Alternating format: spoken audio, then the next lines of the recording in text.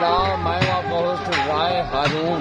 मेरा चैनल है true story with Rai हारून। इस वक्त हम बाबा फरीद शकरगंज रहमतुल्लाह अलैह के दरबार में आए हुए हैं दोस्तों के लिए, साथ और ज़ियारत करने के लिए आए हुए हैं। ये है उनका मंजर, ये आप देख सकते हैं। साथ कवाली भी हो रही है और मैं आपको सारे मंजर भी दिखा रहा हूँ।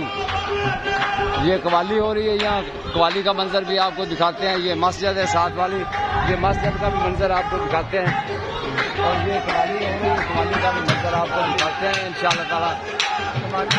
ये कवाली है इंशाअल्लाह ताला। ये देखो